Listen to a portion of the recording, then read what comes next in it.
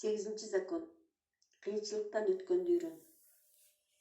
Уинстон Черчилль 90 жашка чыгып калган. Аны университетке доклад кылып берсин деп чакырышкан убакта элдер алыстан атайын Черчиллдин сөзүн угуш үчүн келишти. Өздөрүнүн атактуу замандашын угуш үчүн. Черчилль залга кирип 1000 кишини көрдү. Университеттин деканы Черчиллди эң атактуу англичанин, өзүнүн доорундагы эң өзгөчө, эмгеги сиңген ардактуу адам катары тааныштырып көпкө сүйлөдү. Узакка созулган кол чабуулар менен Черчилль сценага чыгып, өзүнүн сөзүн баштады. Эч качан чегинип калбагыла. Никогда не сдавайтесь, деп сөзүн бүтүрдү. Баары эле түшүнбөй калышты. Көбүнчөсү нааразы болушту.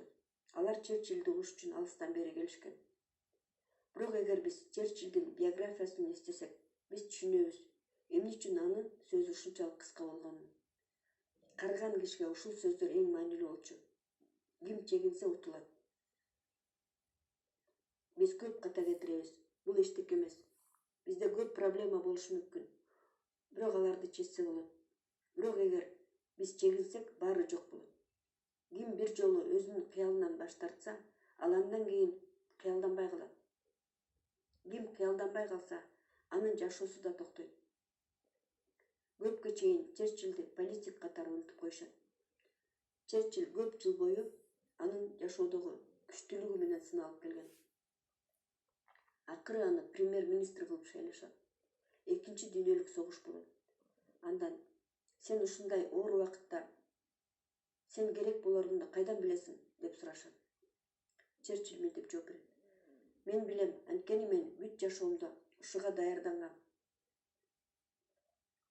Андан кийин немистик военный самолеттор Лондонго учуп келип, согушту башташат. Көптөгөн адамдар каза болот. Англия катастрофага жакын болуп калат. Күндө жаңы самолеттор учуп келип, адамдарды өлтүрө беришти. Күндөн күнгө улам көп адамдар каза болушат.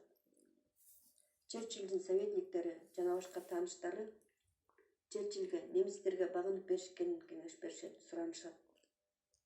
Согуштун азабынан көп адамдар кырылып каларын айтышат.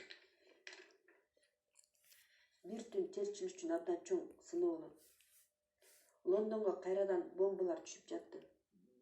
Черчиллдин эң жакын достору чогулуп алып, жеңилип берүүсүн суранышат. Аны жөндөн жөн эле элин кырып атканы үчүн жаман көрүшөт, күнөөлөшөт. Жакын достору да аны элдердин өлүмү үчүн күнөөлөшкөн. Бирок Черчилль билген, эгер жеңилип берсе, андан да көп өлүмдөр болорун. Черчилль мен эч качан чегинбейм деген. Ар бир адамда ушундай күчтүү сезим жок. Бирок чыдамдуулук ар бир адам үчүн эң маанилүү закон болуп эсептелет. Башка каталарды оңдосо болот. Бирок эгер жеңилип берсеңиз, сиз үчүн баары бүтөт. Башка эчтеке болбойт. Ошондуктан ар бир адам азыраак жароолуу болуп, көңүл калууларга чыдамдуу болушу керек. Эмне үчүн жеңүүчүлөр кыйынчылыктарды сабак дешет? Эмне үчүн бизге баары өз эле асмандан жаап келип калбайт? Эмне үчүн дайыма күрөшүш керек? Буларга так жооп жок. Бул жашоонун сыры. Бул жашоонун закону экенин биз билебиз. Биздин сөөктөр кандайдыр нагрузкадан өтүшү керек. Антпесе алсыз болушат. Даже сынып да кетиши мүмкүн. Бул көп убакытта салмаксыздык абалда жүргөндөн кийинки астронавттардан көргөн мисал. Кризистер бизге күчтүүрөөк болуш үчүн керек. Бала көпөлөктү байкап отурду. Көпөлөк көкөндөн чыгыш үчүн баардык күчүн жумшап атты. Бала көпөлөктү аяп, ага жардам бермекчи болуп, көкөндү тилген атканда, атасы аны токтотот. Анткени баланын жардамы көпөлөккө өлүм алып келет болчу. Көпөлөк үчүн баардык күчүн жумшаганы маанилүү. Анткени ал аны канаттарын бекемдетет. Антпесе ал алсыз болуп уча албай калмак. Көпчүлүк адамдар Америкалык кереметтин үстүндө иштеп жатып, олуттуу экономикалык кризиске дуушар болушат. Андан кийин дүйнөлүк согушка кетишти солдаттар. Алар кыйынчылыктан өткөндү үйрөнүштү. ошол экономикалык кереметтен өткөн адамдар карып калышты жана өздөрүнүн күчтүү позициясын уулдарына, кыздарына өткөрүп беришти. А кийинки поколение бейби бумер такыр башка условияда өсүштү. Алар муктаждык эмне экенин билишпейт. Алардын ата-энелери аларды бардык кыйынчылыктан коргоп келишкен. Ата-энелери балдар үчүн жакшы жашоону каалашкан. Анан бейби бумер поколениясы фирманын жетекчиси болушканда, алар бардык проблемадан, кыйынчылыктан качып турушту. Алар мындай ролго даяр эмес.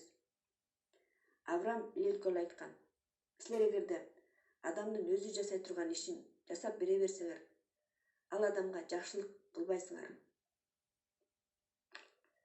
Кыйынчылыктар акырындык менен өсөт. Жашоо тепкичке окшош. Өзүнчө аянтта биз кандайдыр бир убакытта иштейбиз, өйдө көтөрүлбөй. Бирок андан кийин биз бат эле өйдө жогорку деңгээлге көтөрүлөбүз. Кийинки аянтка чейин. Ушул аянттар өзүнүн тоскоолдуктары менен маанилүү. Алар бизди кийинки деңгээлге даярдайт. Ар бир деңгээл өзүнчө оор. Алардан өтмөйүнчө биз өйдө көтөрүлө албайбыз. Ошондой болушу керек. Антпесе биз кийинки деңгээл үчүн жетишерлик бекем болбойбуз. Сиз кулап кетүүдөн сактана албайсыз. Ал биздин жашообуздун жана ишибиздин бөлүгү. Сиз башка адамдарды жана жаратылыштын закондорун өзгөртө албайсыз. Эгер ошондой кылганга аракет кылсаңыз, сизди көңүл калуулар күтөт. Жалгыз гана сиз өзгөртө алган бул сиз өзүңүз жана сизге кыйынчылык алып келген таасирлер. Сиздин идеяңыз, продукцияңыз же кызматыңыз канчалык жакшы болсун, алар эч качан эң мыкты болбойт. Сиздин идеяңызды же продукцияңызды кабыл алгысы келбеген адамдар сөзсүз табылат. Дайыма кыйынчылыктар болот. Ар бир өткөн ар бир тоскоолдук кечирим сураганды же бирдемкени үйрөнүү мүмкүнчүлүгүнө алып келет. Кыйынчылыктар тоскоолдук болуп калышат жана кийинки ступенькага чыгыш үчүн сизди күчтүүрөөк кылат. Тандоо сизде бар. Ушундай альтернатива. Канчалык активный болсоңуз жана канчалык өтүмдүү болсоңуз, ошончолук тоскоолдуктар бийик болот. Кээ бир адамдар жөн гана проблемадан качкысы келет жана көңүл калуусу жок иш издешет. Бирок ар бир ийгилик үчүн кыйынчылыктар сөзсүз болот. Дайыны жок эле издей берүү көңүл калууга алып келет. Башка адамдар өздөрү турган баскычта тура бергиси келишет. Анткени билишет, ар бир өйдө баскычтарда чоң кыйынчылыктар бар. Бирок кандайдыр бир баскычка тура берүү биздин жаныбызды койбогон кандайдыр бир проблемаларды чечкичи эле болорун жана дайыма кайра проблемалар пайда боло берерин билишпейт. Жаттап келбеген тапшырманы бизден кайта сурайт. Биз жаттап келмейинче. Бул сөзсүз көңүл калууга алып келет. Андан көрө окуп жаттап алганыбыз жана жаңы кыйынчылыкка даярданганыбыз жакшы. Жеңүүчүлөр ар бир баскычтагы ар кандай кыйынчылыкты кызыктуу, көңүл ачуучу нерседей кабыл алышат. Алар улам жогорку деңгээлдеги кыйынчылыктарды кубаныч менен чечишет. Бул алардын өсүүсүнүн далили болуп калат. Балким ошон үчүн Черчилль бир жолу эле эч качан чегинбегиле деп бир жолу эле айтпастан, эч качан чегинбегиле деп айткандыр. Анткени ал кыйынчылыктын ар кандай баскычтарын билген. Ар бир деңгээлдин өзүнүн проблемасы бар. Мисалы, биринчи деңгээл. Сизде идея бар, бирок эч ким ишенбейт анын ишке ашышына. Сиздин туугандарыңыз, досторуңуз сизди айнытат. Сиз өзүңүзгө күчтүүрөөк ишенгенди үйрөнүшүңүз керек болот. Экинчи деңгээл. Сиз фирма ачкыңыз келет. Бирок акча жок, банк акча бербейт. Анткени алар сиздин ийгиликтүү болушуңузга далил сурайт. Бирок далилдеш үчүн сизге акча керек. Сиз өзүңүздүн ийгилик үчүн күрөшүңүз керек болот. Үчүнчү деңгээл. Сиздин ишиңиз алдыга жылып баштайт. Бирок адамдар сизди урматтоонун ордуна сиз ичкүйдүүлүктөргө кезигесиз. Сиз жөнүндө ушак таратышат. Сиз түшүнүшүңүз керек болот. Сиз жөнүндө башкалардын айткандары эч кандай роль ойнобойт. Төртүнчү деңгээл. Сиз оор кырдаалга түшүп калдыңыз. Жана сиздин партнер менен болгон проблема пайда болду. Ал сизде өтө эле аз убакыт деп эсептейт. Ал сиздин алдыга умтулууңузду түшүнбөйт. Сиз өзүңүздүн партнеруңузду дагы шыктандырганды, ишендиргенди үйрөнүшүңүз керек болот. Өзүңүздүн идеяңызга кызыктырганды билишиңиз керек. жана партнеріңіз менен сиз күчтүүрөөк экениңизди түшүндүрүшүңүз керек болот. 5 деңгээл. Сиз өзүңүздүн проектиңиз үчүн бир канча маанилүү продукция же услуганы жеңип алдыңыз. Бирок сизге счет боюнча төлөп бербей атат. Сиздин дебитордук задолженность чоң. Сиз алдын ала көрө билишиңиз керек жана запас кылып алышыңыз керек. 6 деңгээл. Сиз бир ийгиликтин артынан экинчи ийгиликтерге жетип калдыңыз. Бирок сизде ден соолук боюнча проблемалар пайда болду. Сиз түшүнүшүңүз керек. Сиздин жашоо процесс ийгиликтерден гана турбашын түшүнүшүңүз керек. Жашоонун башка аспектилери менен да алектениш керек экендигин түшүнөсүз. 7 деңгээл.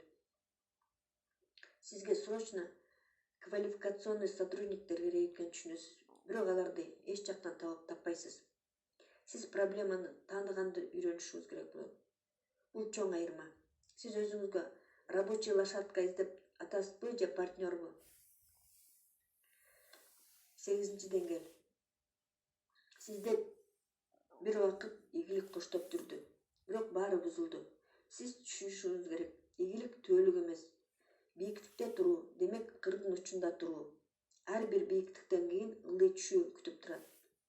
Андан кийинки бийиктик. 9 деңгээл.